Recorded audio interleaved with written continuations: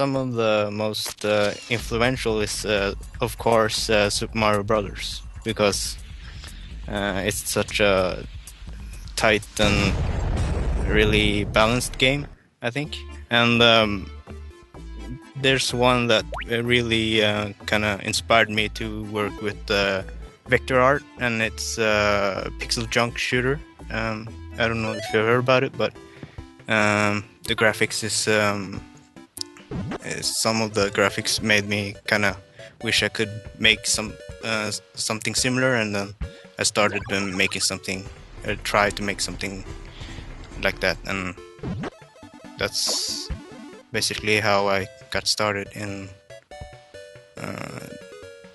with Derail games because of that.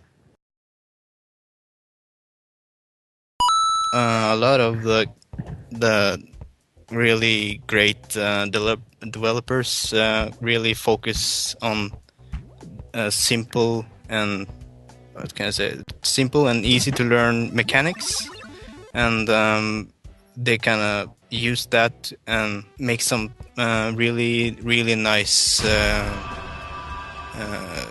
gameplay with it, and really creative stuff like in Pixel Junk shooter they have only I think 3 weapons or something, and you can use a lot of the weapons to do many things that you have to kind of figure out as you go and switch and stuff like that. So I really like the simple nature of the mechanics. Well, like I said before about the Pixel Junk series, they have kind of the core things that you do, like shooting and grapple things, and that's basically the whole thing. And they kind of use that, and I think they have fluids and stuff, and that's the only thing that you have to kind of think about. And they're simple, and yet it's really fun because they manage to use it in a lot of different ways. If you have a good core, you will kind of get a good base to build on, and that's the most important thing, I think. Sure. Well, the ball that bounce all the time, it kind of adds to the platform genre, I think, because you have to think about where you stand too, and not only where you are supposed to go, and that kind of opens up for a new kind of movement and all that stuff, because like in some levels you have to kind of think that, okay, if I want to get over this obstacle, I have to wait before I jump, because if I jump now I will hit the roof or a spike that's in the roof, and then I will get splattered. So the ball bouncing actually adds a lot to the gameplay. Yeah. Well, in high school I had an art major, and that's kind of learned me how to deconstruct certain objects and kind of see the basic shapes of those objects. So that's on the artwork, but with game design, I actually went to NITH, the Norwegian School of Information Technology, and I studied game design, and that made me think like a designer instead of just an artist. And I kind of have both, and then kind of merge it in to kind of help me make intuitive and nice designs for the graphics.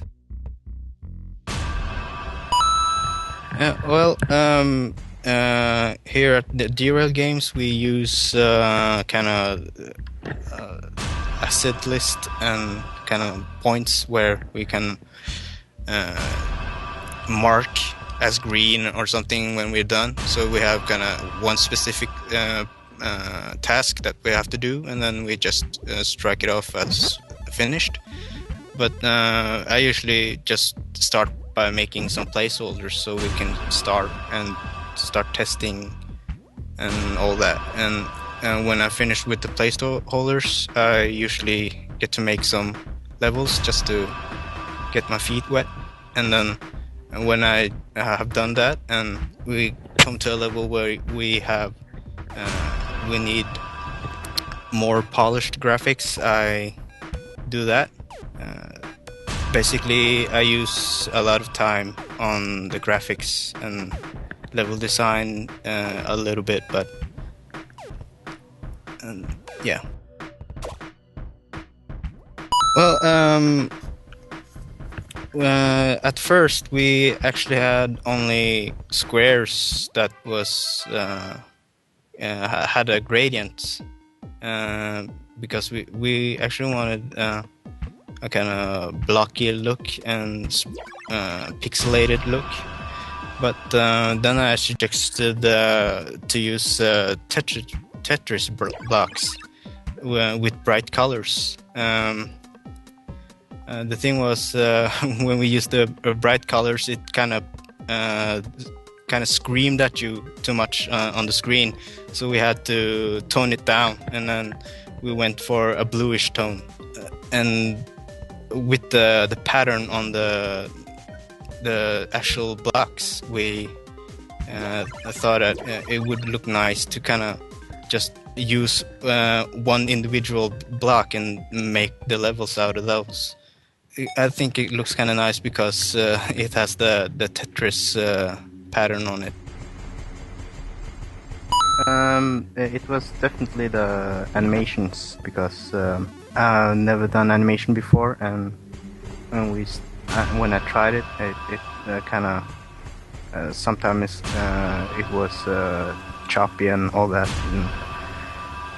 and it didn't help that the program that I used to test the animations didn't save things right, so that was definitely the most annoying part of the development of this game.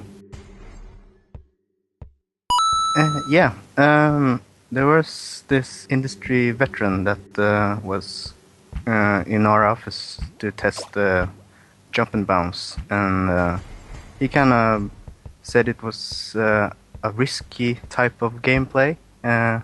He thought the physics were wrong, and he actually wanted us to make a really lengthy tutorial to kind of teach the players how to play, and he was kind of negative right from the start, and it was kind of weird considering that we